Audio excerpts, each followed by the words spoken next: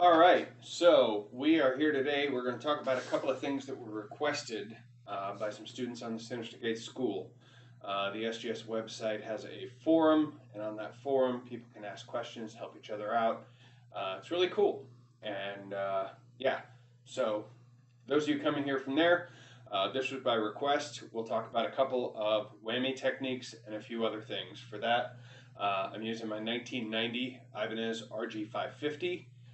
This has been customized in a number of ways. I've replaced the pickups. Currently it has DiMarzio gravity storms in them in all three positions. The pickup selector switch has been modified so that position 4, instead of being this split single coil and this single coil, this one stays humbucker while this one goes single coil. That's my preferred setting for clean channel, for clean tones. And that's about it. I mean, okay, well, no, I mean, this has stainless steel frets. I put locking tuners on here that snip the strings on it. And it's also got a trem setter, which is a 0 return point on the tremolo. Not much you can see in there because it's got a cover on it. Also, I'm way out of practice because I don't know if you saw this earlier, but I took a spill on my bicycle.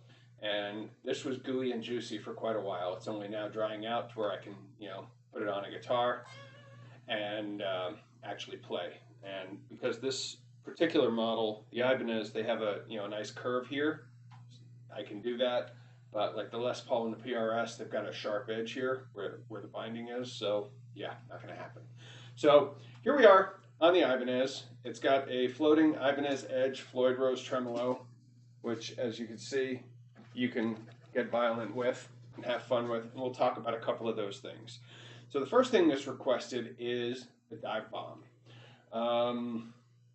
Basically, it's just taking a note, any note. You can also do something like that in reverse. It's just pressing the bar down and doing it in a manner that feel along while you're going, whether you want it to go slow or fast. And you can also, depress, hit your note, and release. So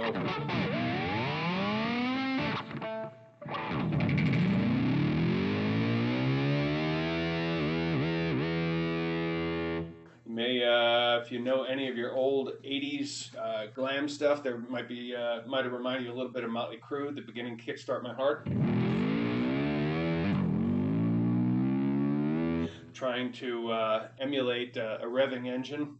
But all of that, I mean, it's simply, grabbing the bar with a finger that's you can grab it with your whole hand, but basically you still have to have your pick in your pick hand. Okay? So,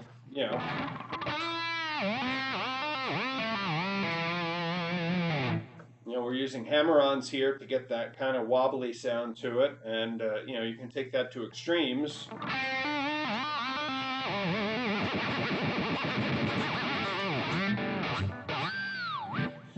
And you can have a little fun with that. There's a lot of things you can do, but in order to do a lot of this stuff and make it sound effective, you need a high gain channel. Gain, distortion, whatever you want to call it, you usually need a lot of it. Because one of the things that gain does is it takes your signal and it boosts it tremendously, and then it compresses it down. So, a lot of the rich harmonics that you won't really hear in a clean tone, you switch here with my my pickup selector.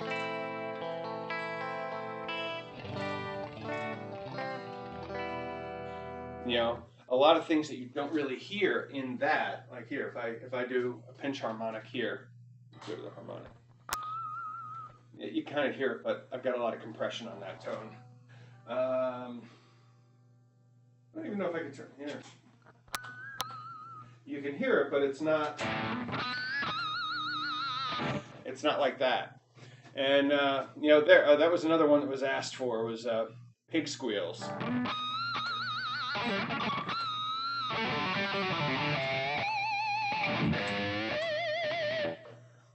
You can do a good squeal on just about anything. It's going to be a little bit easier to do it on the lower, but you can do it up high, and lots of fun you can have with it. You know, they're good, they're cool. Kill Switch Engage does a ton of squeals, and sometimes Adam D and Joel will actually, you know, trade them off in different speakers from their lives. So,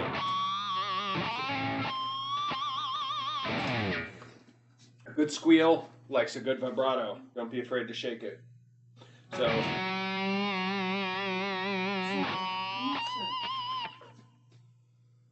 I'm not talking to you, Alexa. I'm not quite sure how to help you with that. Really? Technology. All right, so the squeals, pinch harmonics and squeals, it's a difficult technique to get, but once you get it, you don't forget it. I'm going to show you here. We give it time to focus. I've got that pick. I'm choking up on that pick a lot because what you want when you hit the string, you want that thumb to gently tap the string right after. You know how when you're doing a regular harmonic, you gently touch the string and then you strike it? You want that thumb right after the pick, providing that finger movement, really. You know, you want that. And what it does in the practical sense is it mutes or cancels out the bass note, the root note. When you hear that, you hear that G note, right? When you do this, it's still a G, but it's a harmonic. The root of that note, the root of that G is kind of muted out, and you're not hearing the bass part that you'd normally hear. You're only hearing that overtone, the harmonic. And the same goes true for a squeal. You're trying to hit your note and then gently tap it, but with a little bit more force, you can kind of pull it out. It's a tough thing to get, and you have to try in different parts, you know, and it can be different depending on the guitar, 24 fret guitar, 22 fret guitar, where the pickups are, how many pickups there are. All of these things, the scale length, all of these things can affect where you find your happy place for hitting harmonics. I've been playing this guitar for 31 years. I know where they are. But, you know, finding them over on one of the other guitars, you know, took me a while. I had to play it and get comfortable with it and get used to it to know. And it becomes a subconscious thing, but you start with that and finding it.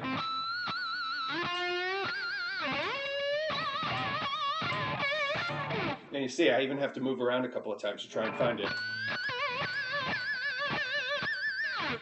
But there it is, okay? So, and you can, you know, the easier things to practice on is going to be down here in like the 3rd to 5th fret. That's where you're going to have an easier time, probably down on the D string or on the G string. They're going to be your easiest places to start finding and feeling where these notes are.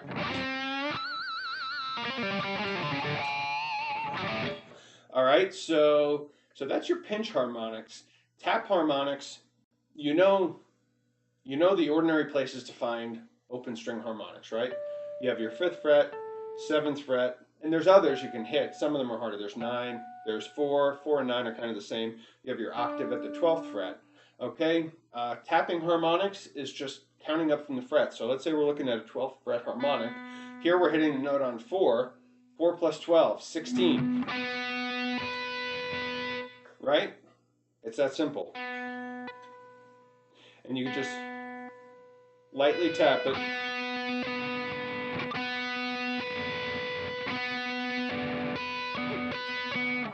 Now, if you want to kind of tap these to pull the harmonic out, then you're looking more at kind of just tapping it right on the fret. You know, just like if you're hitting the regular harmonic, you're hitting it right over the fret wire. Okay? Same thing with the tap.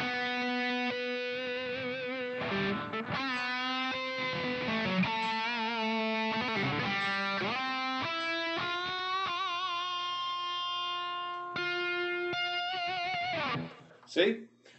You know, sometimes if you're, you know, doing a new lick or just trying it out, you know, you have to think about, you know, what's 12 frets up from where, what's reverse challenge. What's 12 frets up from where I was, right? Okay, so that's a tapping harmonics. If you have any other questions, you put them in the comments or whatever. Um, it's just another technique to have in your trick bag, you know. I guess there's guys who'll, you know, turn in super mega tapping licks that have tapped harmonics. I'm really not a tapping guy. Um, so I tend to not do much of that aside from occasionally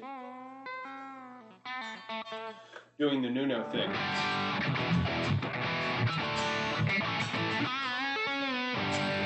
You know, Nuno Betancourt was big on doing that kind of thing. You know, just tapping on one note and letting go. You know, way up. And I kind of, you know, picked that up from him. Nuno, he's a god. Check him out.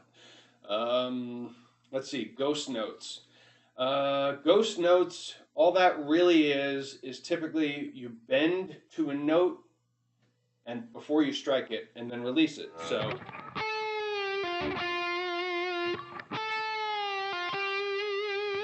But the first thing you need to know is you need to be able to feel where the note is without hearing it. So you have to get used to bending and used to bending correctly and finding your pitch. And the easiest way to do that, I want to do a half step bend. That's the note I want to hit.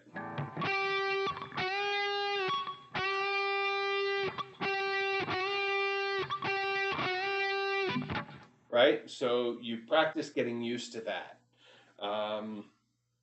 Ideally, you want to get it perfect, but if you can't get it perfect, get it really close, and then vibrato.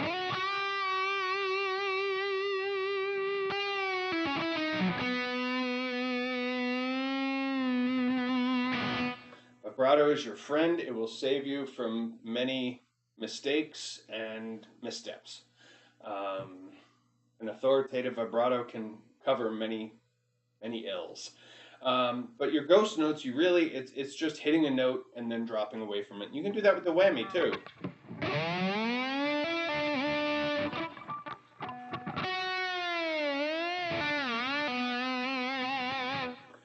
It's just getting to a note before you hit it, and then sounding it and releasing.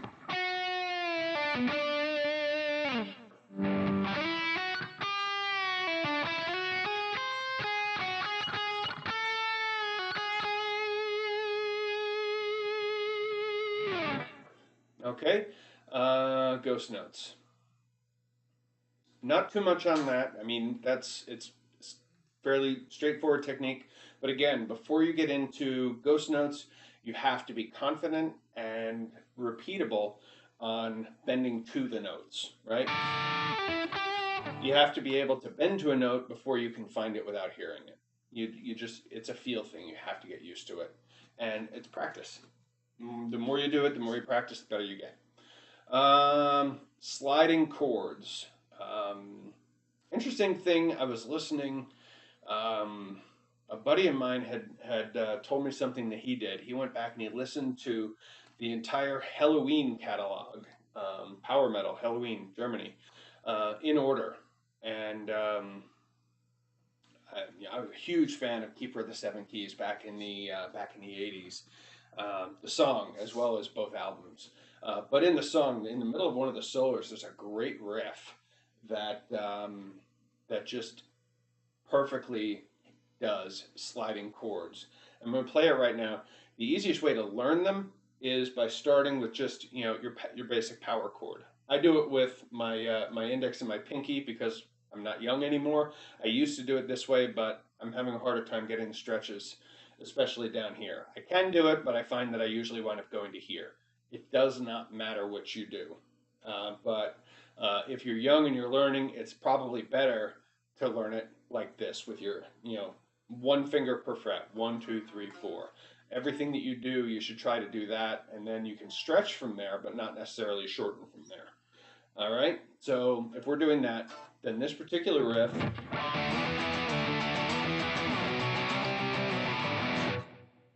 I think I missed the end part, but you get the idea. You know, and that's a sliding chord. The importance on the sliding chords is that you don't lift. You know, when you're playing,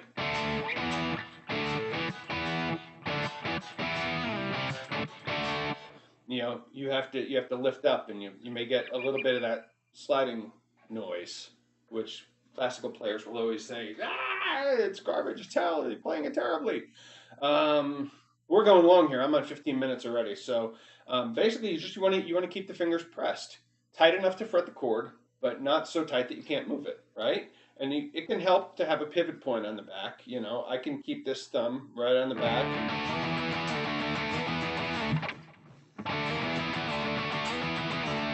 Right? So that thumb is staying in the same place, and I'm using that to anchor these fingers down to move. It's not necessary.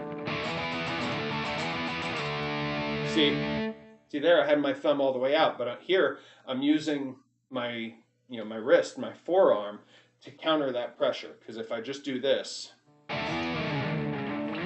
you have to counter. It's sitting on my gut, so I need to have a counter either right behind it or over here. It's easier to do it behind. So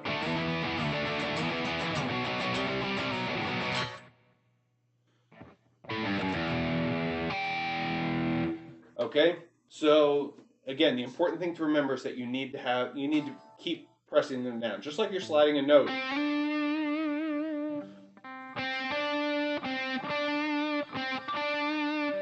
That's jumping from one note to another and just changing positions. Sliding it.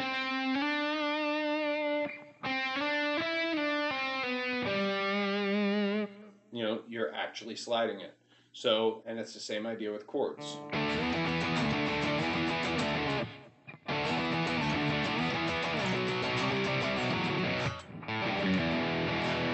Yeah, I don't remember the riff, but you get the idea on those. All right, one last thing before I let you go, and hopefully this is helpful. If not, leave, trash me in the comments, talk shit, whatever. But I'm, just trying to help. Another thing, this is an old Satriani technique. Joe Satriani, look him up if you don't know who he is. He's old now, but he was awesome, and he still is. And he called this his lizard down the throat sound. If you've ever seen a movie where, a character in focus is startled or scared, and he's static in the frame, but everything around him is changing in a weird way. The way that's done is they have the camera on a dolly and they're pulling back while at the same time zooming in on the lens. And that's the same idea that we're going to look at here with Joe's lizard down the throat. We're going to use the whammy bar to lower the pitch of the string while at the same time sliding up on a note.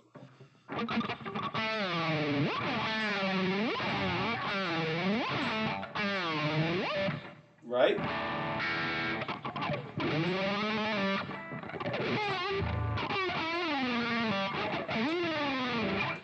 Right? So it's a fun sound. It's not going to have a lot of like musical applications, but it's a fun thing to do if you're doing tricks and things.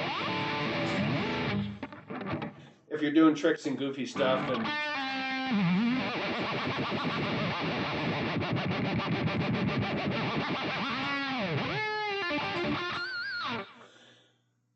you can throw it in there.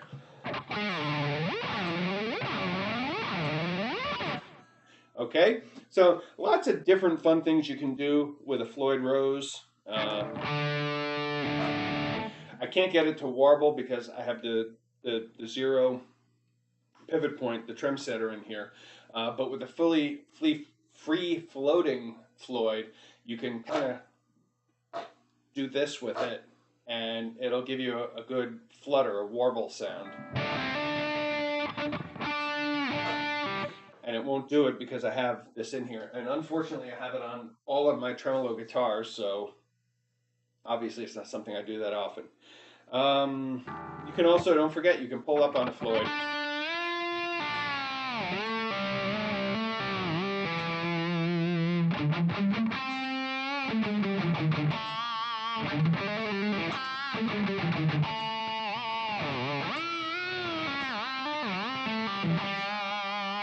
Okay, so hopefully this was helpful. If not, let me know in the comments. Tell me I suck. Tell me I'm fat. Tell me something I don't already know. Working on it. But most of all, have fun. Have fun with the guitar. have fun making music, have fun learning music, and if you are not familiar with the Sinister Gate School, even if you don't like the music of Avenged Sevenfold, even if you don't like them, it's pretty hard to argue that lead guitarist Sinister Gates is not a phenomenal guitar player. His theory knowledge is off the charts. His technique is fabulous. Um, he's got plenty of haters, but he's got plenty of fans as well. And if you listen with an open ear, he just does some crazy, fantastic stuff. And anyway, the site is for beginners. It's for intermediates. It's for professionals. It's a good community of people sharing knowledge and sharing information, sharing what they're learning, what they're playing. So I think it's at syngates.com, syngates.com. That's the tragedy of bookmarking. It's just like having an address book in your phone. You never remember anyone's phone number anymore. I never remember any URLs anymore. But syngates.com, great community, couple of hundred at least, really in-depth video lessons teaching you everything from how to hold a guitar up to advanced sweep picking and economy picking techniques and theory and all that great stuff, and it's free. So check it out, and I'm getting really long here. We're over 20 minutes, so thanks. See you next time.